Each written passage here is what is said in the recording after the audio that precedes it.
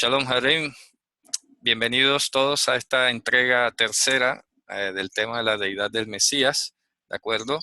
Y entonces vamos por favor a dedicar este tiempo, este espacio de una hora un poco más, voy a tratar de ser muy directo, a concebir o a explicar o a entender estos conceptos de Dios y Padre. Lo he puesto entre comillas no porque sea irónico ni nada, sino porque quiero indicar que no es como se entiende en castellano el asunto. Y es lo que he venido insistiendo, ¿no? En todas estas clases y reuniones que hemos tenido siempre he tratado de mostrar la diferencia que existe entre decir un asunto en hebreo y otro en castellano. Y lo vimos inclusive con la palabra hombre, ¿verdad? Cambia la connotación radicalmente y eso es lo que vamos a ver también que ocurre aquí. Precisamente para introducirnos en el concepto de Dios y de Padre, vamos a empezar leyendo esta cita del Salmo 39, versículo 10, 36, perdón. Versículo 10, que dice así: Ki imcha mekor hayim, beorja nir'eor. Dice, porque contigo está la fuente de la vida. Entiéndase aquí, pues cuando se habla de la vida, inclusive no tiene artículo porque está definido en sí mismo, se está refiriendo a la vida eterna, ¿no? La única que permanece, la única que queda. Dice, en tu luz, beorja nir'eor, veremos luz. Viene que tampoco tiene artículo definido porque se está sobreentendiendo que es la luz de la eternidad. Algunos le han llamado, y lastimosamente los cabalistas se han tomado o se han robado ese concepto de la luz del infinito, que no debería verse infinito, sino la eternidad, más exactamente. Una cosa es infinito y otra cosa es la eternidad. Entonces, este salmo está escribiéndolo, está contenido digamos, en la revelación que recibe el rey David y todos los que compusieron esta sección. Y es la fuente de Israel, que es lo que dice a continuación el Salmo 68, verso 27. La cita que estoy diciendo aquí es en hebreo. De repente en el castellano tienen que retroceder un verso o adelantar uno, porque la verdad no sé si en castellano a veces ponen los títulos o no los ponen de los salmos, y eso afecta que a veces tenga uno o un verso menos o dos. Entonces dice el Salmo 68, 27, Bemak Helot, dice, en los coros, Barhu Elohim, proclamen lleno de bendiciones, o sea, proclámenlo en el sentido, anúncienlo a Elohim, a Adonai. Miren, nombre propio, Adonai es nombre propio, desde la fuente de Israel, Mimkor Israel, desde la fuente de Israel. Entonces, esta palabra Mkor, que está aquí, es la misma que sale acá, Mkor, como la fuente de la vida. Entonces, ¿a dónde vamos con esto? Que vamos a estudiar hoy cómo los términos de Elohim y de Abba, en hebreo, tienen una connotación totalmente más allá o diferente de lo que hasta ahora hemos visto en castellano como Padre y Dios. Y vamos a ver de qué se trata. Bien, acerca del concepto de Dios. Ya antes, y los que hayan visto los vídeos en otras oportunidades, habrán escuchado quizás que en hebreo tenemos tres términos para referirnos a este personaje central de la escritura, nuestro soberano rey, y que en castellano ha sido traducido indistintamente como Dios, pero son conceptos o ideas totalmente distintas. Por ejemplo, a él que lo traducen como Dios, y ustedes pueden verificarlo inclusive la Septuaginta en griego, siempre usó teos porque no tiene otra palabra. ¿Qué más vamos a hacer? No tiene más, toca poner teos, pero no vamos a decir que teos entonces da igual ponerlo donde sea. ¿Ok?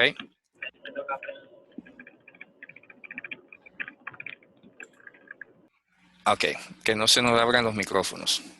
Entonces, él, en hebreo, la raíz de él tiene que ver con poder. Fíjense que mientras Dios en las lenguas indoeuropeas deriva de la raíz de donde viene día, que tiene que ver con luz, ¿de acuerdo? Por eso es dei, día, Dios, no tiene nada que ver con Zeus.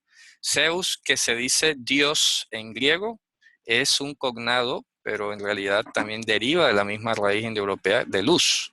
Entonces, mientras los europeos pensaron en luz, seguramente por el frío quizás, quién sabe, en hebreo se pensó, y en las lenguas semíticas se pensó en términos de poder, de poder como tal, la fuente del poder. Una cosa es autoridad, otra cosa es fuerza, y la otra como tal es el poder, ¿no? De donde emanan las demás delegaciones, ¿no? El poder judicial, poder, digamos, administrativo, etcétera. Bien, él es entonces como un nombre propio y no debería traducirse en realidad, porque estamos hablando como de una atribución de un nombre propio, como si fuese una descripción, y no es posible traducirlo como Dios, porque no se está refiriendo a eso. Se está refiriendo en mucho al poder de Dios, tal vez. La palabra Eloah, que es la que tenemos aquí, aquí he colocado la pronunciación resaltando en mayúscula las consonantes y dejando en minúscula las vocales allí para que más o menos se orienten. Aparecen todas estas citas del Salmo 18:32, 50:22, 114:7. Técnicamente la palabra Eloah solo aparece entre los Salmos y en Job. Muy raramente usted la va a ver en el Pentateuco o en los profetas. Casi no va a aparecer. Eso llama mucho la atención. Entonces, la palabra Eloah sí es la palabra genérica que en casi todas las lenguas semíticas se usa para referirse al Ser Supremo. Por eso tiene parecido con Allah o Elah en arameo o Ilah en acadio, porque es la palabra genérica. Así, esta sí es la que equivaldría a Dios, como lo usamos en castellano para referirnos al Ser Supremo. Esto es algo que yo, repito, he ya dicho antes en otros vídeos, en otras clases. No aquí, pero sí en otros vídeos de YouTube. Entonces, una cosa es Él, otra cosa es Eloah, y otra cosa es Elohim, que aparece en Génesis 1:1, 2:2, 3:4, 3:1, etc. Eso, pues, va a aparecer, es la más abundante. Es la palabra que se dirige a la deidad o a los atributos de Dios, o sea, de Eloah, con énfasis en el amor entrañable, lo cual concuerda además en buena medida con lo que está escrito, creo que es 1 Juan 4:4, ¿no? Elohim hu rahamim, Dios es amor. ¿Se dan cuenta? Eso más que una poesía, es una definición conceptual. Cuando pensamos en Elohim, pensamos en el amor entrañable. ¿De acuerdo? Esta palabra no debería traducirse, debería entenderse. Porque además, como vamos a seguir viendo ahora, Elohim, más allá poniéndole un poco un apellido al amor entrañable, tenemos que decir amor entrañable manifiesto. Y esto lo vamos a ver maravillosamente por qué es así. Entonces, aquí a continuación vamos a ver una página. Esta es la página, la primera hoja de la Biblia Rabínica Bombergiana de 1524. Es una de las Biblias más antiguas que hay en el mundo judío. Y como se dan cuenta, este primer versículo de Génesis, ¿verdad? Donde sale el típico Bereshit bara Elohim et hashamayim bet haaretz, ameritó todo este comentario y está en hebreo. Es lo que yo he insistido, no puede ser que la Biblia en castellano tenga ni un comentario cuando aquí se está comentando una cantidad de elementos gramaticales, lingüísticos, culturales, etcétera, aparte de tener el arameo al lado. Entonces, esta es la primera hoja, Bereshit. He destacado esta sección del comentario, y este comentario está a cargo de Ibn Ezra, y se citan algunos que otros a veces. Pero en este caso se está comentando lo siguiente que me llamó mucho la atención. Aquí está la traducción, la he hecho directamente del texto hebreo. Dice, creó Elohim, comentario. No dice creó Hashem, o sea, las 4 letras, ¿no? Que al comienzo pasó por su mente crear el mundo con el atributo del juicio, din, pero vio que el mundo no se sostendría. Es decir, si Dios hubiese puesto el mundo en función de los méritos, ninguno pasaría. Entonces anticipó el atributo del amor entrañable, y aquí lo he encerrado en el recuadro, para que sepan que ahí es donde dice amor entrañable, que en hebreo se dice rahamim. Esta palabra, lamentablemente, la han traducido a veces como misericordia. Y si tú lees misericordia en castellano o vas a la etimología, tiene que ver como lástima del corazón, ¿no? Sentir como lástima del corazón por alguien. Y esto no es asunto de lástima. El rahamim es el amor entrañable. Es decir, lo que te tiene por hijo, lo que te hace hijo, lo que te ata a tu padre o a tu madre, ese afecto, en el Nuevo Testamento lo llaman amor entrañable o afecto natural, se está refiriendo a rahamim. Entonces, Esto es lo que, repito, traducen como misericordia en un 80-90% de los casos. Y no se refiere a eso. Se refiere al amor entrañable. Este amor entrañable entiéndase como un amor incondicional, de que a pesar de que tu hijo falla y todo, pues sigue siendo tu hijo. Tú no tienes a tu hijo con condiciones. Bueno, si me fallas, deja de ser mi hijo. Me explico, esta palabra es la que describe ese lazo incondicional que a pesar de que a veces contenga castigos o todo, prevalece siempre el estado natural que es el del afecto positivo hacia los hijos. Entonces dice, y a este atributo del amor entrañable o Rahamim lo compartió con el atributo del juicio después, que es lo que está escrito en Génesis 2.4, en el día de hacer Hashem Elohim la tierra y los cielos. Quiere decir que primero prevaleció el amor cuando organizó, y lo hemos dicho también, organizó los cielos y la tierra, y ya cuando los organizó y comienza a establecer pues unas leyes, unos órdenes, sí, entra sin duda el juicio, ¿verdad? El din, pero eso nunca va a anular Rahamim. Entonces lo que tenemos que ir empezando a tener muy presente es que el estado natural de Dios es Rahamim. Elohim es Elohim porque es Rahamim. Por eso dice Dios es amor. Elohim hu Rahamim. Esa es la esencia. Pero Satanás ha metido tanto la idea de que Dios es un juez feroz, amargado, que como que no tiene hijo a nadie porque a todo el mundo lo castiga y lo mata. Eso es una mentira satánica. Dios es Rahamim. Elohim u Rahamim. Que hay veces que hay juicio, sí, pero el estado normal es Rahamim. Por eso es que vamos a seguir viendo ahora a Dios. Israel le llamó padre y yo soy tu padre, lo vamos a ver en Éxodo, en otras citas, porque esa es la relación. En el Salmo 103 lo dice también, que Rahem Albanim, así como tiene un amor entrañable, ese afecto natural incondicional, un padre por el hijo, Riham Adonai al Yereav, ese mismo amor entrañable y afecto natural incondicional ha sentido Hashem por los que le aman. Imagínense ustedes. Ha tenido, ¿no? Más allá que el sentimiento, es lo que Dios ha determinado por su naturaleza. Su naturaleza es Rahamim. Lo excepcional es el Din. Por eso es que al final dice que hasta ahora está la profecía, la fe y el amor, creo que es verdad. Pero al final va a quedar es Rahamim, el amor. ¿Ah? El amor entrañable, que es el afecto natural de Dios, su estado natural, su esencia natural. Entonces, quiero llamarle la atención en el sentido de que cuando hablamos de la palabra Elohim, nos estamos refiriendo a Eloah en su afecto natural, en su estado natural, en cuanto a lo que nos manifiesta a nosotros. Por eso agregué ahorita, hay que agregarle el apellido amor entrañable manifiesto. A eso. Por eso dice, el amor de Dios ha sido derramado en nuestros corazones. Esa expresión, amor de Dios, no hay necesidad de poner amor de Dios en hebreo. Basta decir Elohim. Elohim ha sido derramado en nuestros corazones. O simplemente poner Rahamim ha sido derramado en nuestros corazones. Porque ya el concepto viene empapado. Si decimos Elohim, implica Rahamim. Si decimos Rahamim, implica Elohim. Entonces, cuando tú vas a pasar al griego esta idea, te toca como explicarla un poco, que es lo que yo hago aquí cuando paso al castellano.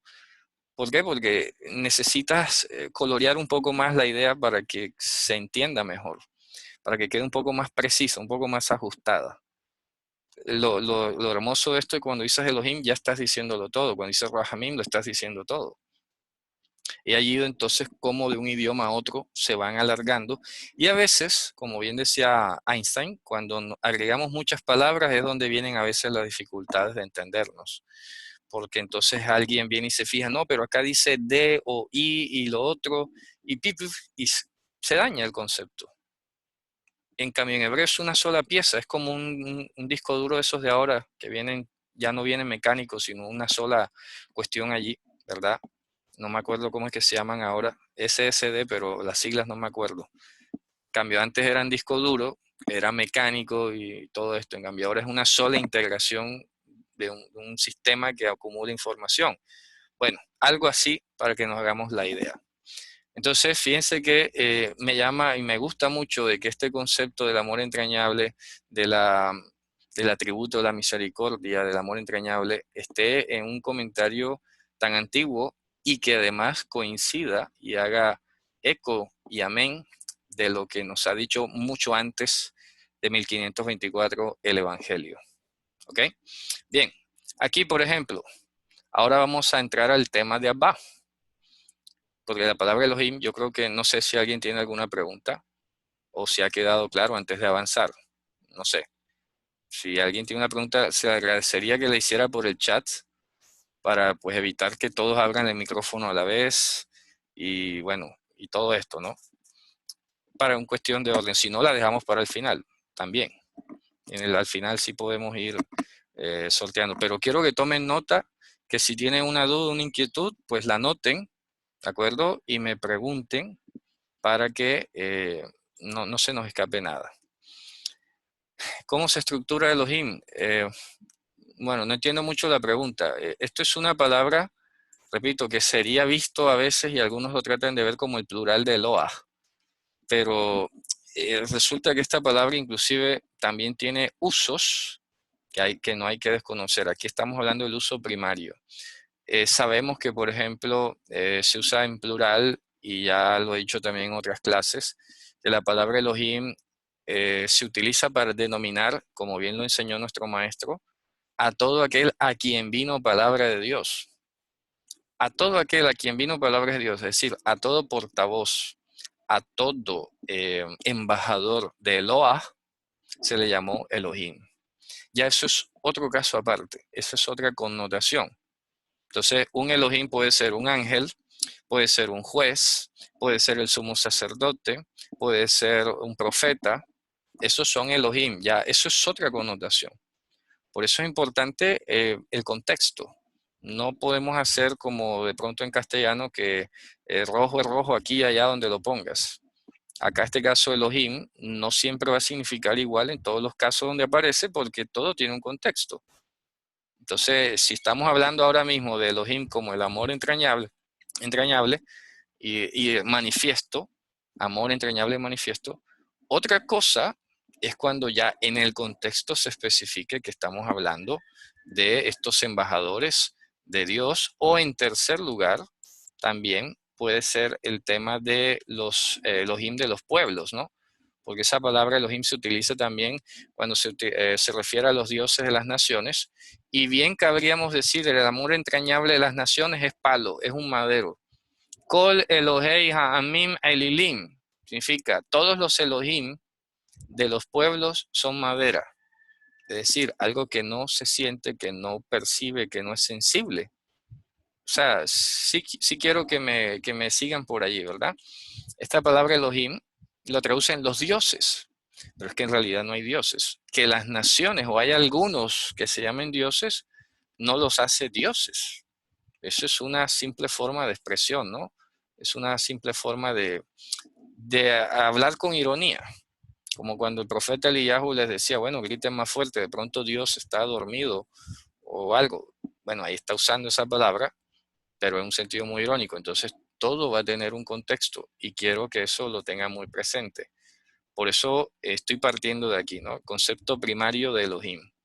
Y otra cosa es cuando se habla de los embajadores y todo lo demás. ¿Ok? Alguien había escrito en el chat, vamos a ver. Digamos que Elohim son aquellos a quien Dios manifiesta su amor. Sí, exactamente. Se puede ver como los elohimizados o elohimizantes. ¿Ok? Josécho, ¿ha quedado clara la pregunta cuando me preguntabas cómo se estructura Elohim? ¿Puedes decirme si sí? Sí, sí, ha quedado claro, Ok, gracias. vale, perfecto. Bien, entonces continuamos. Vamos a ver, continuamos. Ya saben, no me van a salir después. No, es que mira, que aquí dice Elohim y ahí no puede ser amor entrañable. Hombre, ya he explicado que eso es otro contexto. Así que, en orden. Ya hemos visto el tema de este comentario rabínico, ¿verdad? Que tiene coherencia con el Evangelio. Y aquí estamos viendo ahora el concepto de Abba. Vamos a ver, alguien ha comentado en el chat. Vamos a ver. En tal caso de que Dios me dé palabra a mí, por ejemplo, si Dios me da una profecía a mí y yo la digo, sería Elohim. Por eso en el libro de Éxodo, por ejemplo, dice, y cuando alguno tenga un pleito con el otro, irán ante los Elohim.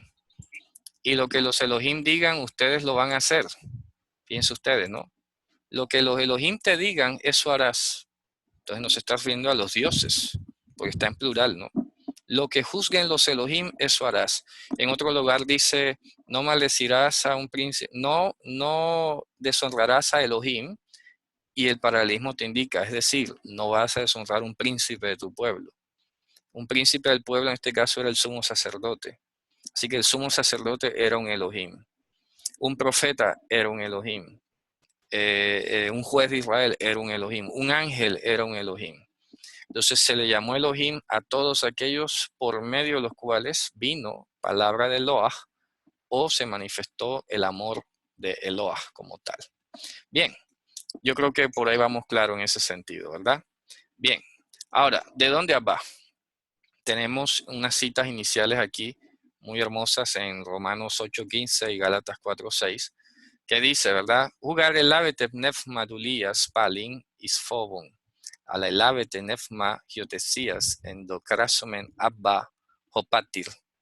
Romanos 8:15 dice, porque no recibieron roaj, mente, ¿verdad? O mentalidad de servidumbre, otra vez a miedo, o sea, como para que sigas andando en el miedo, sino que recibieron roaj de filiación. Si filiación entiéndase calidad de hijo, ¿no? Ruach de filiación, mente de hijo, en el cual llamamos Abba, ¿okay? Que traducido literalmente al griego significaría el padre o padre, ¿verdad? Como una expresión emocionante, padre, padre. Pero lo interesante es que en griego se está transliterando una palabra aramea y a continuación se ofrece una traducción al griego, literal. Pero una cosa es decirlo en arameo y otra cosa es decirlo en griego. Entonces, cuando estos tipos de traducciones ocurren, uno se queda pensando si eso hacía parte del texto originalmente producido o si fue una ayuda didáctica que se colocó allí sin pensar que fuese a ser tomado de otra manera. ¿Me explico? Ya vamos a ver por qué. Porque Abba no es lo mismo o no connota lo mismo que Jopatir. La otra cita es casi igual. En Gálatas dice, Hoti de hesteki exapestilen hoteos to nefma tu hiu aptu isto cardias himon crason Abba Jopatir. Y porque son hijos, Elohim, es decir, el amor entrañable manifiesto, envió Ruach de su portador, de su hijo. Por eso he puesto aquí su portador, porque ya estaremos hablando más detalladamente de la palabra hijo, ¿verdad? Pero ya he dicho antes que es heredero o portador de la herencia, portador de los derechos de la herencia. Hacia los corazones de ustedes clamando Abba, clamando Abba. ¿Qué significa entonces Abba? Es la pregunta. Y eso es lo que vamos a intentar responder ahora. Aquí. Lo que debes saber antes de todo. Primero, que la palabra Abba es aramea, no es hebreo. Y no sale en el pacto de los antiguos, es decir, en el Antiguo Testamento. No sale, es aramea. Sino que es propia de la época del Segundo Templo. Segundo, sus significados son originante, fuente, principal, cuna y finalmente el padre o papá.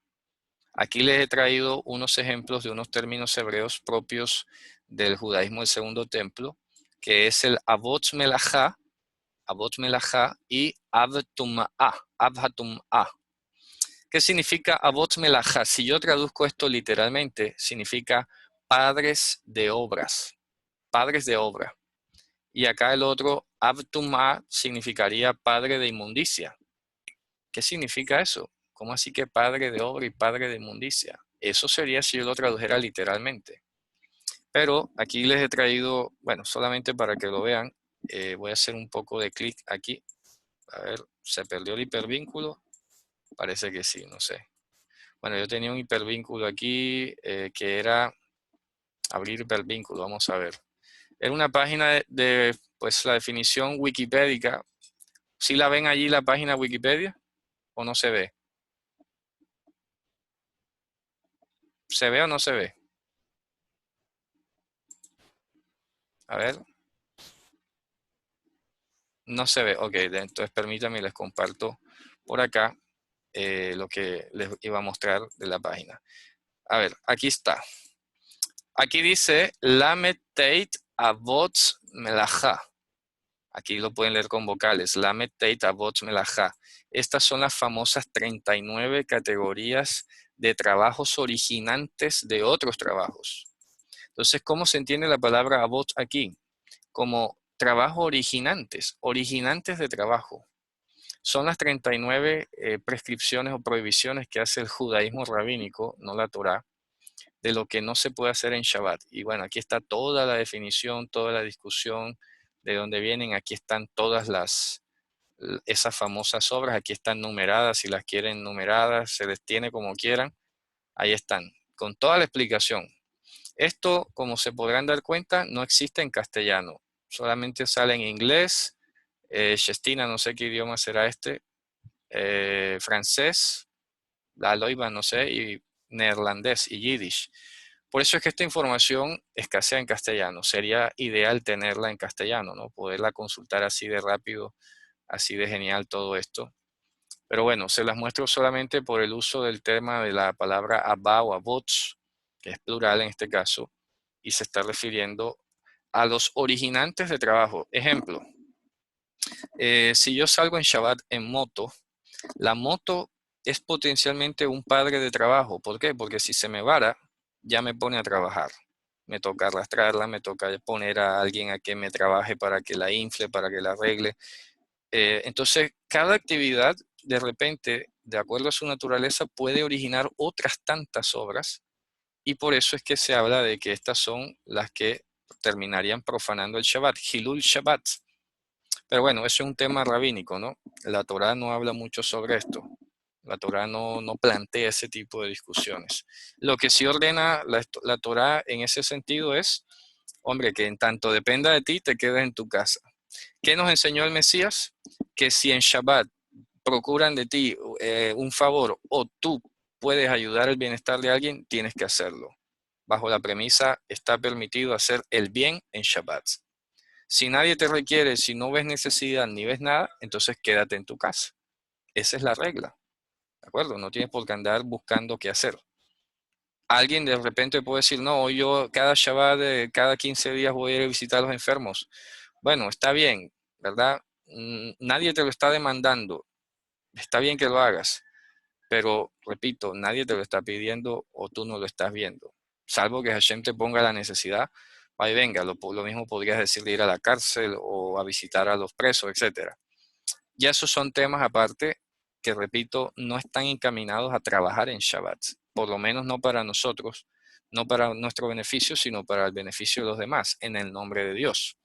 Y acá tengo la otra palabra que era Avtum'a, ¿de acuerdo? Se las voy a compartir ahora, vamos a ver. La otra palabra, otro concepto era Avtum'a, que significa literalmente padre de la inmundicia. ¿Cómo así que padre de la inmundicia? ¿A qué se refiere eso? Vamos a abrir el vínculo y se los muestro. Vamos a mostrarles acá el hipervínculo para que ustedes vean donde aparece la expresión, que también tiene su página wiki. Aquí la vemos. Av, que es padre, Hatum'a, significa la inmundicia. Av Hatum'a, en las halajots de Tum'a y Tohorá, es la categoría de inmundicia que causa, por lo general, la fuente de contaminación primaria, se constituye la fuente de contaminación primaria. Ejemplo, un cadáver, sea de un animal o de una persona, es un avtum'a, es una impureza originante, es un padre de impureza porque el que lo toca se contamina y el que toca al que lo tocó se contamina y el que toca al que tocó que lo tocó también se contamina. Entonces es una cadena que se arma. Él ahí solo, por sí solo, sin moverse y sin nada, es padre de inmundicia. Contiene una inmundicia en sí misma de donde originan todas las demás inmundicias, en todas las demás desorganizaciones que hemos hablado, ¿no? Las demás limitantes o inhabilitantes, como se quiera llamar también la palabra tum'a. Entonces, quiero que veamos que este concepto de padre, de Av, es mucho más amplio que la filiación padre-hijo, allí que de pronto solo tenemos atada en castellano. Entonces, con estas ideas, vamos a volver a nuestra presentación y a ver un poco más allá. Tercero, el equivalente de Abba, que es arameo, en hebreo sería Ha'av, que sería el padre o padre. Pero fíjense que ya no connotaría lo mismo decirlo en hebreo que en arameo. Vamos a ver por qué. Porque ya en arameo se utilizó, distinto del hebreo, para expresar la revelación de la esencia o la sustancia de Eloah antes de la creación. Entonces, si hemos dicho ya que Rahamim es el atributo o la esencia de Dios revelada, ese amor entrañable revelado, entonces Abba es esa esencia o sustancia de Dios antes de la creación. ¿De acuerdo? Es decir, el amor entrañable preexistente, antes de que nosotros lo conociésemos, antes de que se manifestara a nosotros. A eso se le llamó Abba. Y por eso en Romanos 11:33, no sé si alguien lo quiera leer, y en Hebreos 1, del 1 al 3, podemos ver de una manera un poco parafraseada esta idea de lo que era aquello que preexistía o que existía antes de que se nos manifestara a nosotros. A eso se le llamó Abba. Alguien pudiera leer, no sé si José allí, que siempre nos ayuda y nos colabora con la lectura, en Romanos 11:33,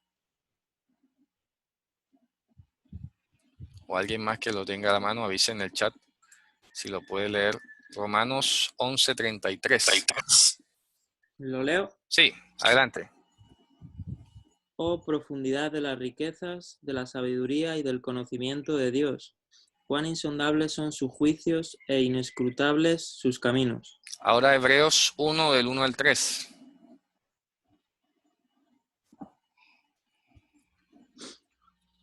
Dice, habiendo Dios hablado en el tiempo antiguo, muchas veces y de muchas maneras a los padres por los profetas, en estos postreros días nos habló por medio del Hijo, a quien constituyó heredero de todas las cosas, por el cual también hizo el universo, quien siendo el resplandor de su gloria y la imagen misma de su ser, y quien sustenta todas las cosas con la palabra de su poder, habiendo efectuado la purificación de los pecados, se sentó a la diestra de la majestad de las alturas. Correcto. Bien, ahí inclusive cuando se traduce la palabra ser, en griego sale la palabra hipóstasis. Hipóstasis significa la instancia última, la esencia, la substancia. Hay algunas versiones que creo que sí ponen la imagen misma de su substancia. ¿De acuerdo? Substancia en griego, hipostasis, significa la instancia del fondo, la de abajo, es decir, la última. Por eso yo traduzco la instancia última, la que está en el fondo. Hipostasis. ¿Ok? Esa es como está compuesta en griego. Entonces, estamos viendo que todo esto que se dice en el prefacio de Hebreos, en el versículo 1 y 2, dice Elohim, ¿verdad? O Eloah había hablado a los padres antes por los profetas, en estos postreros tiempos nos habló por medio del Hijo, a que constituye heredero tal. Entonces dice que Él es la imagen misma de su sustancia, la imagen misma de su sustancia. Es decir, que lo que nosotros hemos venido a llamar Hijo es el amor manifiesto de Dios, es Elohim. Y Elohim, en cierto modo, es la manifestación de ¿qué? De Abba. ¿Sí me explico? Así como hemos acostumbrado a decir que el Hijo viene del Padre, etcétera, para que hagamos el ejercicio y veamos las cosas desde otra perspectiva, tendremos que decir que Elohim no es otra cosa que la manifestación de Abba. ¿Se dan cuenta? Porque Abba es la esencia de ese amor entrañable, no revelado, que ha preexistido desde antes, que es insondable, que es inconmensurable, etcétera, y que de ese Abba ha manifestado un Elohim. Entonces, no solamente manifestó un Elohim en términos de un amor entrañable hacia nosotros, sino que lo ha personificado en lo que llamamos hijo. Entonces, con toda razón dice que el hijo procede del Padre. Entiéndase hijo, amor entrañable revelado, si lo quieren ver desde otra perspectiva, aparte de la de heredero y todo lo demás.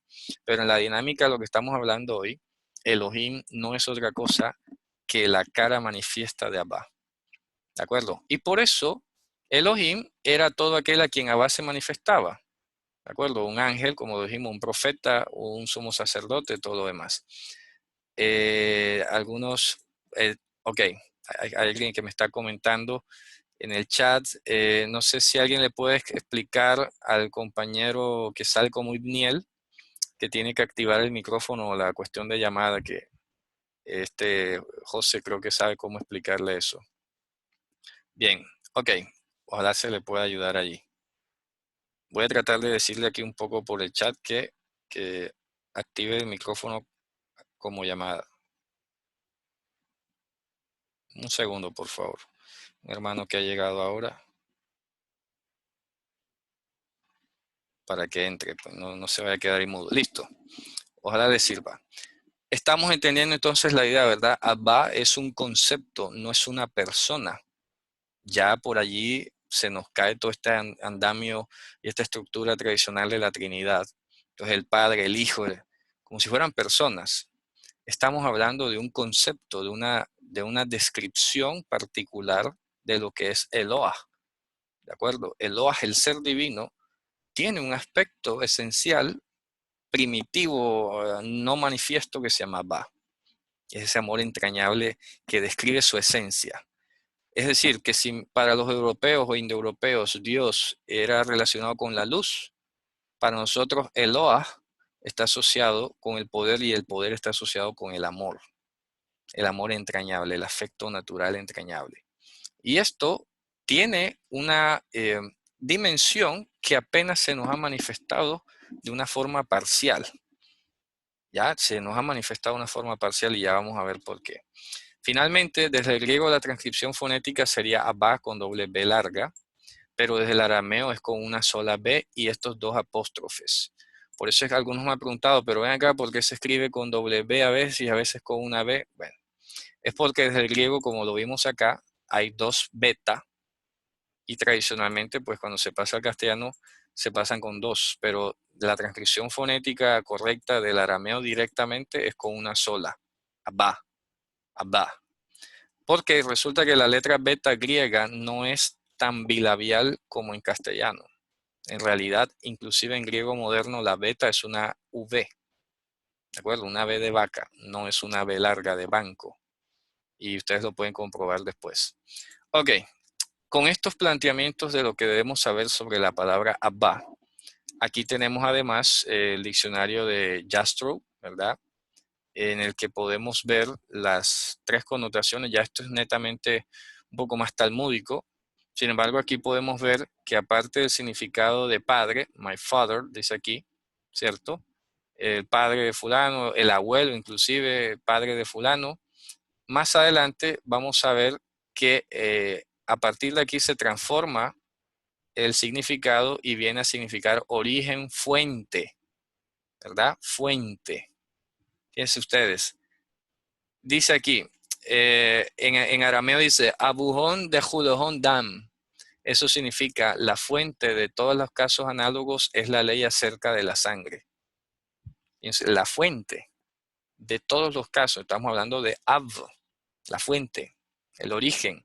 Y por eso es que ahorita, cuando íbamos a empezar la conversación, empecé con estas citas del Salmo, porque contigo está la fuente de la vida. Y aquí dice, bendigan a Elohim, Adonai, desde la fuente de Israel. ¿Quién es la fuente de Israel? Abba. Porque esto nos lleva a otra situación que vamos a ver aquí a continuación.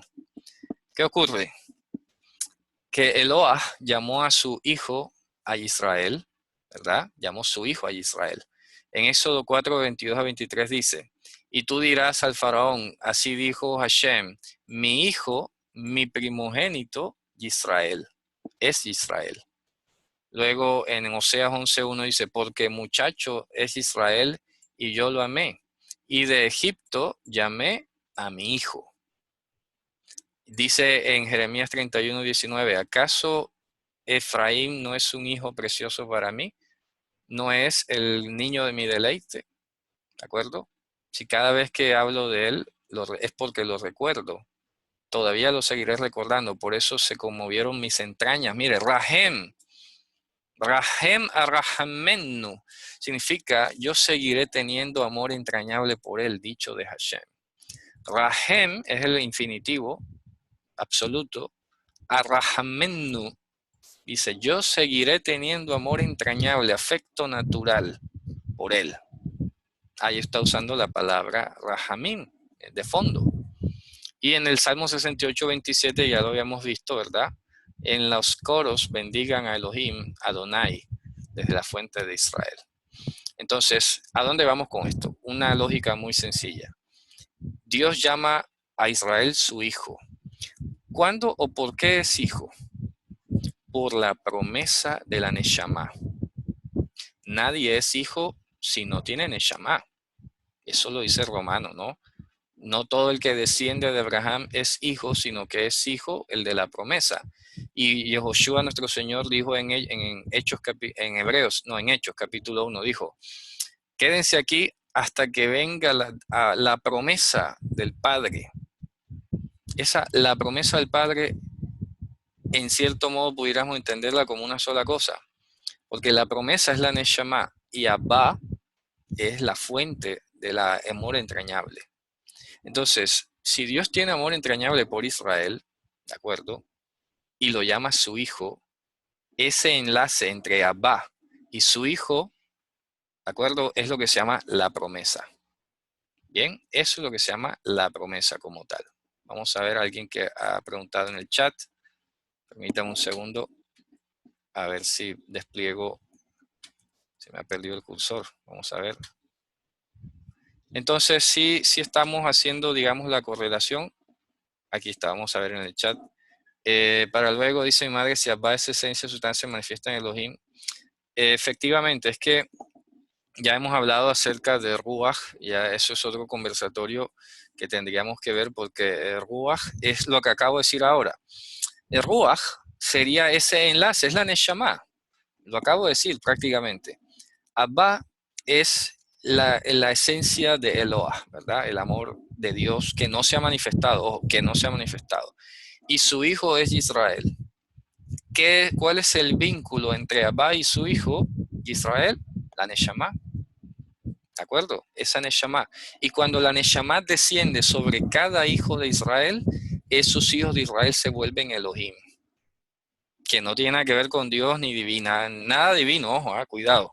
Como dice el Salmo 82, ustedes son Elohim, hijos del Altísimo, todos ustedes, porque tienen Neshama, sin embargo van a morir como hombres y van a caer como cualquiera de los príncipes. No se les olvide. Si me hago entender, entonces tenemos Eloah como ser supremo, el personaje, ¿verdad? La persona en sí. Abba como su atributo principal de afecto natural, entrañable, no manifestado. Y su hijo Israel o cualquiera de nosotros, cuando recibe la promesa, que es la Neshama, que es lo que traduce en Espíritu Santo, ese vínculo que existe entre él y nosotros, que viene con poder, porque Jesús lo dijo, recibiréis poder de lo alto, cuando venga sobre nosotros la Neshama, o Ruach HaKodesh, ¿ok? Ese vínculo es el que le han llamado como la tercera persona, que llaman Espíritu Santo, pero no es una persona. Así como Abba no es una persona, ni Ben es una persona. Son conceptos que están categorizando o describiéndonos muy didácticamente. Bueno, yo pienso que cuando lo escribieron pensaron que era pedagógico, pero de repente nunca se imaginarían que esta cosa se iba a dar tantas vueltas y tanta filosofía, me imagino yo. Que yo pienso que si hubiese existido una continuidad en la doctrina desde el hebreo, los discípulos, yo creo que no hubiéramos tenido tantas distorsiones, ¿verdad? Pero bueno, precisamente yo creo que las cosas quedaron escritas para que investiguemos y cuestionemos, ¿no? Las cosas. Así todo, ¿no? Entonces, repito, ya espero que esté quedando claro lo que estamos planteando, ¿no? Son conceptos que hay que entender, no asumirlos como ya definidos. Ah, padre, es lo que yo entienda. No, el concepto está definido en sí mismo. Padre, asóciese con fuente, ¿verdad? Makor, mekor, y fuente entiéndase como lo que origina. En este caso, Abba es la fuente de donde se origina la Neshama, ese vínculo que nos constituye a nosotros Elohim, o herederos, o hijos de Israel. Si no tienes Neshama, no eres hijo de Abba, no tienes nada que ver con Eloah, porque es cosas distintas, ¿no? Tú eres un descendiente de Abraham nada más, así hasta ahí. Pero si no tienes Neshama, y la Neshama viene por derramamiento de Ruach HaKodesh o de Neshama. ¿De acuerdo? La Neshama viene por la obra de Abba, por el sacrificio de Mashiach, no viene por otra cosa. Y hay que alertar y poner cuidado sobre eso, porque habrá un judío que de repente le entre la idea de que él también tiene el Espíritu Santo y puede hacer milagros y de todo, pero no cree en Jesús. Eso no puede ocurrir. No nos podemos dejar engañar por eso. Por muy ortodoxo que sea un judío, un rabino, lo que sea, y viene haciendo milagros y prodigios o lo que sea, y no confiesa que Yehoshua es el Señor, ese Señor no tiene Neshama. ¿Ok? Aquí me preguntan, desde mi Android no escucho nada, ¿alguien me ayudará? Vamos a ver, bueno, todavía no ha podido solucionarlo, pero no sé, creo que no se le puede ayudar, no sé. Ya tocará que vea el vídeo. Dale a hacer llamada al audio. Ok, ojalá le sirva. Entonces, voy a repetir despacio para que no nos embotemos. Hemos dicho que Eloah es la palabra genérica para el Ser Supremo, Dios. Elohim es la palabra que describe el amor entrañable manifiesto, ¿de acuerdo? Y que ya hemos estudiado cómo se nos llama Elohim también y todo lo demás. Hemos dicho ahora, en una segunda etapa, que Abba es ese mismo amor entrañable, ese afecto natural no manifiesto, desde antes de que existiera. Es la fuente, ¿de acuerdo? De donde se originó todo lo demás, en términos del afecto, del amor, de las promesas, de los juramentos. Y que eso es un calificativo de Eloah. Abba es un calificativo de Eloah. Fíjense ustedes que nunca a Dios en el Antiguo Testamento se le llamó Abba. Nunca. ¿De acuerdo? Nunca nadie se dirigió de esa manera, como Abba. ¿Por qué? ¿De dónde viene el término entonces Abba? Ya eso es lo que estamos viendo aquí entonces, ¿verdad? Es una construcción rabínica, si se quiere decir, o hebraica, usando un término arameo. Suena irónico, suena ilógico, pero es así. A pesar de que la teología está en hebreo, el término nominativo está en arameo. Es como tú pinchar un botón que se llama Abba, un hipervínculo, y se te abre una página donde viene una definición muy concreta. Vamos a seguir avanzando. Ahora nos vamos a adentrar en el análisis de algunos textos que parecieran complejos si seguimos entendiendo Dios y Padre como hasta ahora lo hemos entendido. Entonces lo he llamado aquí el Dios de, el Padre de. Por ejemplo, aquí tenemos el objeto soteos que pater tu Kyrios y Jesucristo. Es una fórmula casi que copiada, que persiste en varios textos y se suele traducir como bendito el Dios y Padre de nuestro Señor Jesucristo. Entonces, inevitablemente en castellano te vas a hacer la idea que Dios y Padre es una cosa y Jesús es otra. Eso es inevitable. Yo lo reconozco que en castellano pase eso. Pero si ahora tú dices o lees en hebreo con lo que hemos hablado, lleno de bendiciones, Elohim y Abba, del Señor nuestro, ya no es igual. Ya no son igual. Porque aquí el que sigue siendo Señor y la personificación de Eloah es Yehoshua. O sea, Yehoshua es Eloah. Y está diciendo que el Abba y el Elohim de Yehoshua está lleno de bendiciones. Si ves cómo suena distinto. Y no estamos cambiando nada. Solamente decir las palabras en hebreo y en arameo, en su original. Si dice Dios y Padre de nuestro Señor, cambia totalmente la connotación. Pero si ahora yo digo, lleno de bendiciones es el Elohim y el Abba del Señor nuestro, Yehoshua HaMashiach, oye, suena distinto, ¿o no? Porque ya ahora estamos asociando el amor manifiesto y el amor no manifiesto. Elohim, amor manifiesto. Abba, amor no manifiesto. ¿Cuál es la diferencia? Que en este sentido, como lo vamos a ver aquí en esta clase, Elohim se queda pequeño delante de Abba. Porque hasta ahora se nos ha manifestado el amor de Dios, pero no en su plenitud. Y por eso vamos a ver un verso muy curioso donde Jesús dice allá en Juan, el Padre es mayor que yo. ¿Viste? Ahí dice que, a ver, Abba es mayor que este Elohim. Eso es lo obvio, eso es lógico, pero no está hablando de una teología sobre que hay una persona llamada Padre que es mayor que una persona llamada Hijo. No, está hablando de que Abba es mayor que Elohim, y eso es obvio, porque lo que Dios nos ha manifestado hasta ahora, su Elohim, su Rahamim, todavía no es de la plenitud. Por eso dice que todavía, ahora somos hijos de Dios, de Elohim, y no se ha manifestado lo que hemos de ser. Pero cuando Él se manifieste, le veremos tal como Él es, porque seremos como Él es. Fíjense ustedes, le veremos tal como es, porque ahora no lo podemos ver. Ahora hemos visto y tenemos sobre todo la imagen de Yehoshua como el siervo sufriente, pero ninguno de nosotros lo ha visto todavía glorificado y sentado en el trono de la majestad. No tenemos ni idea cómo se ve, ¿verdad? Nos guiamos por algunas descripciones que nos han dado los textos y todo, pero una cosa es leerlo y otra cosa es que tú lo veas. Y dice, le veremos tal como Él es, le veremos como Abba, a Yehoshua. Ahora lo hemos visto como el siervo sufriente. Inclusive Pablo hace una exhortación y dice, oye, a nadie conocemos según la carne, ¿ah? Si inclusive a Yehoshua lo vimos aquí como humillado y por debajeado y de todo, ya no lo debemos ver así. Ya eso pasó. Ahora Él está sentado en el trono de la majestad en las alturas. Es otra cosa. ¿Ok?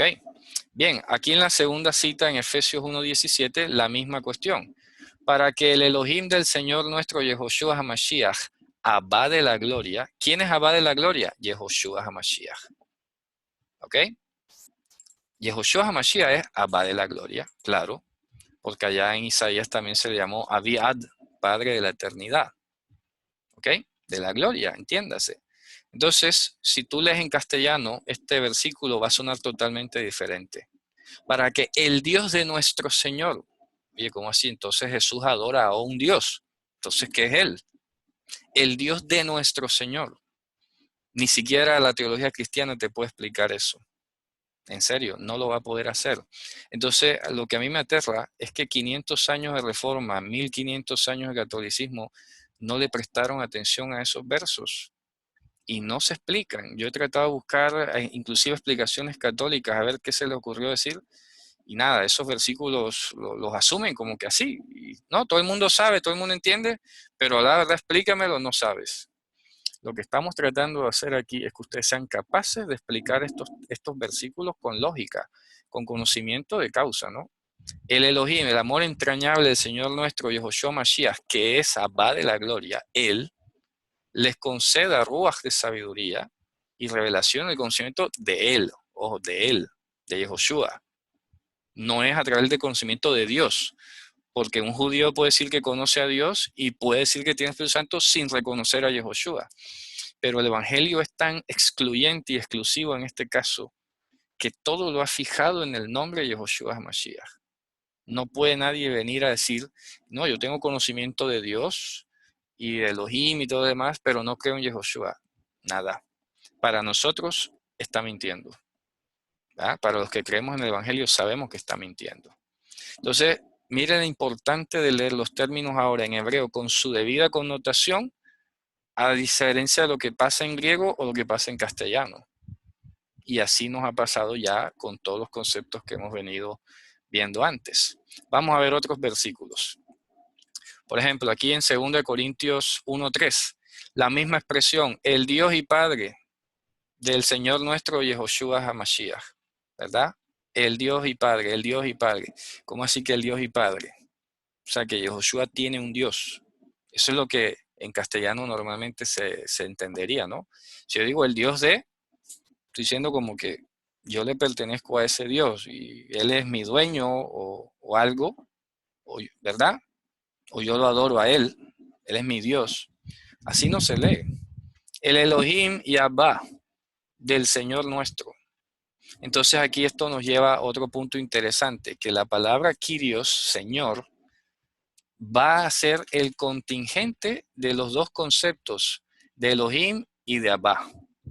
Y fíjense qué hermoso esto que hice una revisión, y voy al directo allá al fondo, porque a Yehoshua se le llama el Señor Yehoshua, nuestro Señor. ¿Qué significa que sea Señor? Señor, repito, es la confluencia de Dios, bueno, de Elohim y de Abba. Por eso es que es Señor, porque es la fuente no manifiesta y lo manifestado. Es Abba y es Elohim. ¿Se dan cuenta? Es amor no revelado y amor revelado. Hasta ahora se nos ha revelado, ¿verdad?, la vida que estaba escondida en Abba, allá en la fuente que no conocíamos. Y hasta ahora se nos ha revelado, hemos palpado algunas cosas ahí a tientas. Pero todavía falta que se revele la plenitud. En él habita toda plenitud, en Yehoshua. Abba, por eso lo dijo, yo soy en Abba y Abba es en mí. El que me ha visto a mí ha visto a Abba. ¿Se dan cuenta? El amor entrañable de Dios. El amor entrañable de Dios. Si me han visto a mí, ya vieron a Abba. Pero todavía falta más. Tienen una idea, pero falta más. ¿Cómo sabemos que al ver a Yehoshua hemos visto a Abba? Porque de tal manera amó, ¿verdad?, Eloah al mundo y manifestó un amor entrañable por nosotros, muriendo en el madero. Por eso es que lo que va a permanecer es el amor, Rahamim, el amor entrañable. Va a permanecer Abba, siempre, porque es el origen de todas las cosas. De allí partió todo el programa de salvación. Y eso está, Abba está en el corazón de Eloah. ¿Ok? Abba está en el corazón de Eloah. ¿Quién es nuestro Eloah? Yehoshua HaMashiach. Él es nuestro Señor. Vamos a ver, por ejemplo, y aquí tengo una colección de citas, en todos estos pasajes y muchos otros, es muy curioso que la palabra Ha'adon, el Señor, siempre aparece acompañado de la expresión Hashem Tzvaot, que lamentablemente lo han traducido como Adonai de los ejércitos o Jehová de los ejércitos. No va por ahí. Eso no es Jehová de los ejércitos. Es Hashem, plenitud de atributos. Tzvaot literalmente significa ejércitos, sí. Pero resulta que en hebreo, por gramática, un nombre nunca se coloca en estado constructo con un sustantivo, un nombre propio. No se puede decir Jehová de los ejércitos, no se puede, porque es un nombre propio. Todo esto es un solo nombre y debe entenderse como Hashem, plenitud de atributos o de huestes, en este caso. Y se van a dar cuenta que siempre que Adonai, a Hashem, se le llamó Ha-Adon, está involucrando la plenitud de esos atributos. De manera que Tzvaot debe entenderse como la suma de Elohim y de Abba. Voy a ponerlo acá. Tzvaot es la suma de Elohim y Abba. Así. Entonces, por eso es que es Ha'adon Hashem Tzvaot. Y yo hace poco lo dije en una clase. Cuando usted lea en una de las Haftarah, cuando usted lea Jehová de los ejércitos, sepa ciertísimamente que ahí está hablando de Yehoshua el Señor. El Señor Yehoshua. Él es Hashem Tzvaot. Es la suma de Elohim y Abba. Por eso dice, el Elohim y Abba de nuestro Señor Yehoshua HaMashiach. Claro, porque eso es lo que lo hace a él Señor de todo. ¿Ya? Si no fuese así, no sería Señor de todo. Y por eso es que la palabra Kyrio en griego, diferente de despotis, que es dueño en un sentido muy tiránico, ¿verdad? Muy de mando solamente, aquí está fundamentándose en el concepto del amor. ¿De acuerdo? En el concepto del amor. Y en todos estos versículos, repito, Isaías 1.24, en el 3.1, en el 10.16, en 10.33, 19.4, y en otras citas de los profetas que no alcancé a completar aquí, vamos a ver que a Hashem Tzvaot se le llamó simplemente el Señor. Y dice, para que toda boca confiese que Yehoshua es Ha'adon. ¿Qué es Ha'adon? La suma de Elohim y Abba. Eso es lo que es Ha'adon. Y si lo quieren llamar Hashem Tzvaot, también se vale. Da igual. Da igual. Entonces, aquí tenemos esta cita, repito, en 2 Corintios, en 1 de Pedro. Bendito el Dios y Padre. No, léase bendito Elohim y Abba del Señor nuestro Yehoshua HaMashiach. Claro, eso es lo que lo hace el Señor. Elohim y Abba. Entonces no es el Dios y Padre, como si fueran otra cosa distinta, otra persona o algo así. Es el amor entrañable, manifiesto y no manifiesto todavía, lo que lo hace a él Señor de todo. Entonces dicen, según Tesalonicenses 2:16, ¿verdad? Y asimismo, el Señor nuestro, Yehoshua HaMashiach, es decir, Elohim Yahvah nuestro, léanlo, vamos a comparar cómo suena leyéndolo en castellano, según Tesalonicenses 2:16. Vamos a leerlo y vean la diferencia cómo suena en castellano al leerlo en hebreo. ¿Quién lo puede leer, por favor? Según Tesalonicenses 2:16. Yo lo tengo. Adelante. ¿Quién lo va a leer? ¿Lo Sí, leo? léelo, sí. Segunda Tesalonicenses 2:16. Sí. Y nuestro mismo Señor, Yeshua el Mesías, y Dios nuestro Padre, quien nos amó y nos dio consolación eterna y buena esperanza por gracia. Bueno, ahí está. Y Dios nuestro Padre. Entonces, el problema es que esta partícula o conjunción que la vemos en castellano como un y, está uniendo dos cosas. No, ya lo he sustentado antes y he hecho varias demostraciones que este que, entiéndase, es decir, asimismo dice, y asimismo, nuestro Señor Yehoshua HaMashiach, es decir, Elohim Yahvah, nuestro, porque en griego dice, Joteos Pater Himon, el Dios, el Padre. Entonces no es el Dios el Padre. Elohim Yahvah nuestro, ¿ya? Elohim Yahvah Shelanu, diríamos en hebreo, ¿ya?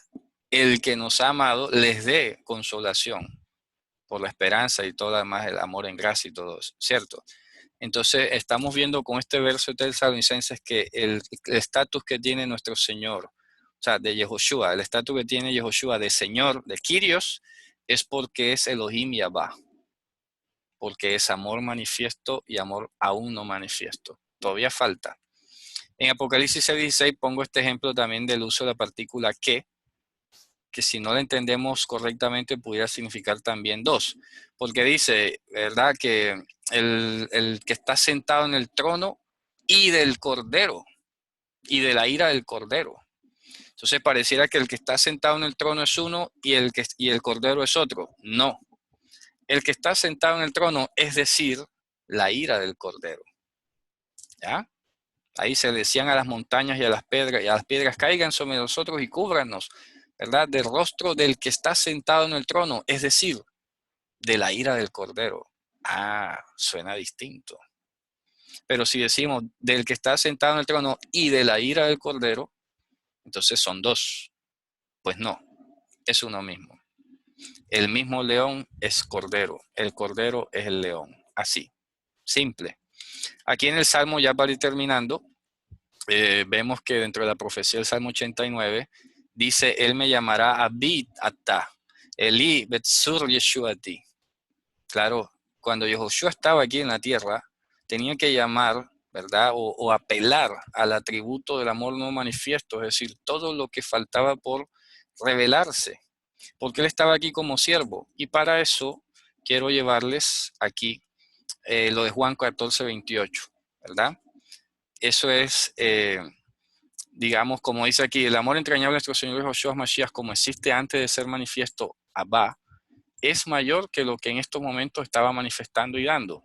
Cuando Yehoshua está en la tierra en su calidad de hijo, entre comillas, de Elohim, ¿ya?, es evidentemente inferior a Abba. O sea, él lo que estaba haciendo aquí es nada en comparación con lo que viene. Por eso lo correlaciono con Isaías 49:6, porque dice, y dijo él, o sea, dijo Abba, es cosa ligera de que tú seas para mí siervo para poner en pie a las tribus de Jacob y a los encerrados de Israel hacer volver. Te he puesto por luz para los gentiles, para hacer mi salvación hasta los extremos de la tierra, hasta el final de la tierra. ¿Ya? Fíjense, por eso él les dijo, oye, les conviene que me vaya. Si ustedes me amarían, si ustedes me amaran, se alegrarían de que yo fuera Abba. Y eso lo dice en otro pasaje, lástima que creo que lo borré, pero en otro pasaje lo dice en el Evangelio. Vamos a ver si... No, creo que lo quité. Pero sí, yo lo había incluido. Hay un versículo donde él les dice a los apóstoles, no sé si es en Mateo, dice, si ustedes me amaran, se alegrarían de que yo voy a Abba. Juan 14:28 es ese mismo. Vamos a ver. Sí, entonces es este, ¿no? Vamos a ver. Sí, es claro, es correcto, ahí está. Joti jopater miso muestin. Ese es. Dice, ustedes escucharon, ¿verdad? Que yo les dije, me voy, ¿verdad? Y regreso a ustedes. Si ustedes me amaran, ¿verdad? Se alegrarían de que he dicho que voy al Padre, porque Abba es mayor que yo. ¿En qué sentido? Hombre, que el amor que he manifestado ahora en el madero y todo, todavía es pequeño delante de lo que es Abba. El amor no manifestado todavía. ¿Se dan cuenta cómo se entienden fácilmente todos esos versículos sin tener que pensar ni en dos ni en tres? Porque tiene un sentido lingüístico hebreo. Y ahí de ahora en adelante vamos a ser capaces de hacer este resumen, ¿no? La palabra Elohim describe el amor entrañable de Hashem, Eloah, revelado a la creación. La palabra Ba describe el amor entrañable de Dios antes de ser revelado a la creación. Son denominaciones o títulos, no personas. Por su parte, la palabra Hadon, el Señor, siempre aparece acompañando la expresión Hashem Tzvaot, que es Hashem, plenitud de atributos, que en este caso, Tzvaot es la suma de Elohim y Abba, que es lo que hace que Yehoshua sea Señor de todos. Ok, Javerín, esta ha sido la exposición de hoy. Sé que tendrán inquietudes y todo lo demás, excluyente la definición de Abba de ser un padre también. A ver, es que por eso estamos hablando de que se trata de contextos, ¿ok? Abba es padre, sí. A un niño le llamaba Abba a su papá y todo lo demás, pero estamos hablando de un concepto teológico. Lo que vimos ahorita con Elohim, se le llama Elohim a los que llaman las naciones dioses, pero no son dioses. Elohim acá estamos hablando en otro contexto del amor entrañable, ¿verdad? Entonces, en eso es que hay que pensar. ¿Por qué tradujeron? Por eso, es que a ver, cuando se tradujo la Septuaginta al griego y la llevaron a las calles de Atenas, no la entendían. Porque si yo pongo Black Friday, Viernes Negro, no voy a entender nada. Para mí, Viernes Negro no significa nada. Para un griego neto de Atenas, decirle a Dios Padre no tenía ningún sentido. Nunca existió esa filiación. Es que, a ver, ningún Dios de ninguna nación trató a su pueblo como un padre, tal como lo ha hecho nuestro Dios con nosotros. Entonces, llevarlo al griego así de plano, oye, te tiro esta carta de Pablo, léetela ahí sin ningún acompañamiento, sin nada, no la va a entender. Oye, si no la entendía ni Pedro a veces, que de cosas difíciles de entender, decía, ¿cómo la va a entender un parroquiano griego que a duras penas sepa leer? Esto es muy profundo a nivel de teología, ¿no? Entonces dice, ni hubiese sido mejor en otro caso usar otra palabra específica exclusivamente fuente de origen. Es que no existe, ni siquiera en griego se puede establecer una traducción para esto. Entonces, lo mejor es traducirlo con su significado concreto de padre terrenal normal, pero acompañado de la explicación teológica, que es lo que hemos estado haciendo aquí hoy. Y por eso engrana perfectamente.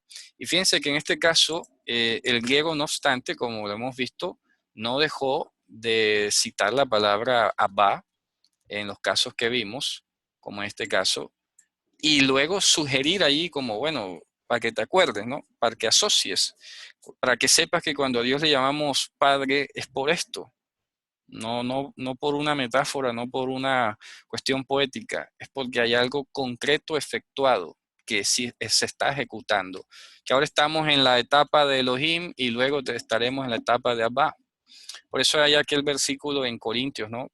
Que cuando ya todas las cosas estén sujetas, el mismo Hijo se sujetará a Abba. ¿Por qué? Claro, porque es como decir que Elohim se va a integrar a lo que es Abba, básico. Entonces no es que el Hijo sea menor que el Padre, que por eso citamos lo de Juan, como lo entendemos a veces, ¿no? Entonces el Hijo como persona es menor que el Padre como persona. No, Elohim es inferior a Abba porque son amores, uno manifiesto y otro aún no manifiesto. Simple. Entonces por eso Elohim es Rahamim. Así que, Javerín, hemos llegado al final. Espero que pues mediten, reflexionen, revisen, porque se trata de todo esto. Normalmente el verbo está en singular cuando habla de dos, por lo tanto está hablando, claro que sí, está siempre uno, ¿no? Elohim siempre sale el verbo en singular y eso denota que está hablando de una persona, no de dos, no de tres, ¿verdad? Bueno, esto ha sido todo por hoy, espero que haya sido una piedra de aclarar, no de tropezar para nada, jamás, Dios nos libre, mejor que me calle la boca si va a ser tropiezo, pero espero que estos conceptos didácticos infantiles prácticamente nos ayuden a leer la escritura de una manera un poco más fluida, ¿no? Sin estar pensando si son dos, tres, que cómo así, que Dios, que el Hijo y todo lo demás, ¿verdad? Así que bueno, Javerín, cualquier otra inquietud, ahí está el chat, pues continuamos compartiendo por ese canal. Bendiciones Muchas a todos. gracias, Eric. ¿Cómo no? Rabá, Miyasker. Shabbat Shalom, Egunon. Shabbat Shalom. Shabbat Shalom, Leitraot.